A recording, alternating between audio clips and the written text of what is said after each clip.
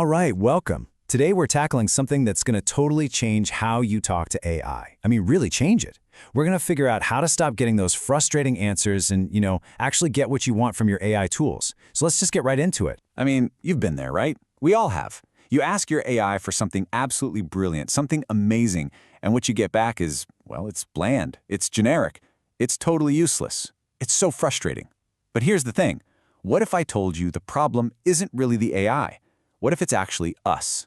It's how we're asked. Yeah, take this quote. It's from a novelist, Alina Vargas, and it's how she described the first outline she got from her AI. She was totally stuck, staring down a huge deadline for a historical romance novel, and the AI gave her something lifeless. No soul, no spark, just nothing. So, what went wrong?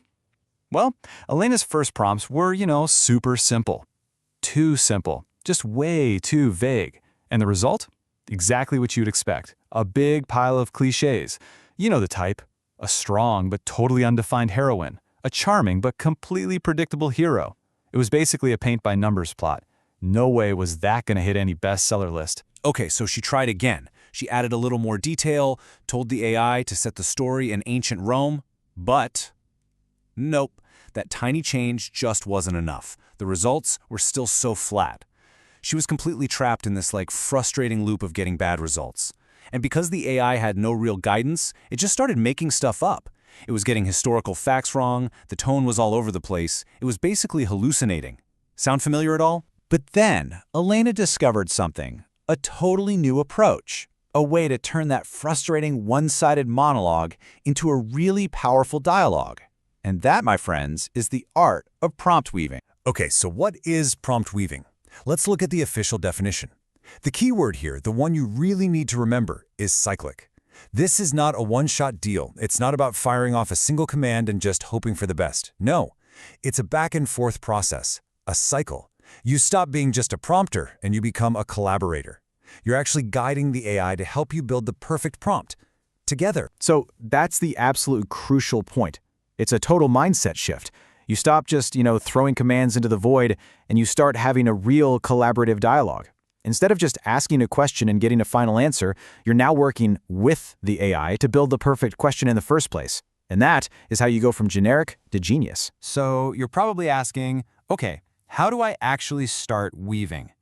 Well, it all comes down to a few key building blocks. Let's open up your Weaver's toolkit. So you've got 4 main tools in this kit. First up, specificity.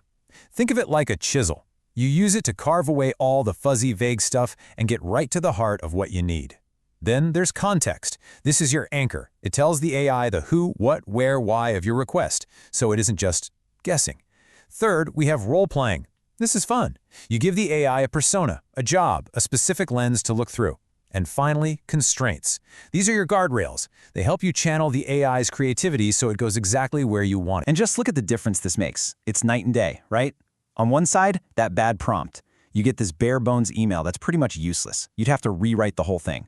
But on the other side, by weaving in that specificity, that context, and a simple constraint on the tone, you get something that's polished, professional, and ready to send. Immediately. So what happens when you actually put all this into practice? Well, the results are, honestly, they're incredibly powerful. 41%. That's the magic number. Case studies show that when you use well-structured prompts, you can cut down on all those frustrating revisions by up to 41%. Just think about that for a second. That's nearly half the time you spend going back and forth, tearing your hair out with the AI. Just gone, eliminated. And here's what that cycle looks like in action. You start with what we'll call an info dump. Seriously, just give the AI everything you've got, all the details, your goals, the context, everything. Then, step 2, you ask the AI to help you. You say, okay, based on all that, help me write a better prompt. And finally, you get into these feedback loops. You look at what it gives you give it feedback, it sharpens the result, and you go again. It's this continuous collaborative dance. And look, this skill matters more right now than ever before. AI isn't some future thing. It's already here. It's deep in our work. I mean, look at these projections for 2025. It's going to be a standard tool for pretty much every professional and organization out there. So think about it. In a world where everyone is using AI, the people who can talk to it effectively, that's not just a nice little advantage. It's absolutely essential. And get this quote comes directly from Grok, which is the AI that actually co-authored the book this entire explainer is based on. How cool is that? And it just perfectly sums up the whole spirit of prompt weaving. The AI sees itself not just as a text generator, but as an active intellect, a real collaborator in the creative process. Okay, so let's bring it all home. How do you take all of this and become a master weaver yourself? It really just comes down to remembering a few key things. So, let's recap the big takeaways. Clarity, that's your chisel. It cuts through all the noise. Context is your anchor. It grounds the AI in reality. And iteration, that back and forth, is how you make it perfect.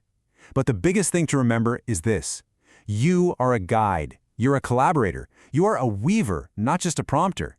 That shift in how you see your role, that's everything. And that's really it. The power is officially in your hands now. You've got the toolkit, you've got the mindset. So, I'm just going to leave you with one final question to chew on. You're the weaver now. What are you going to create first? Thanks for tuning in.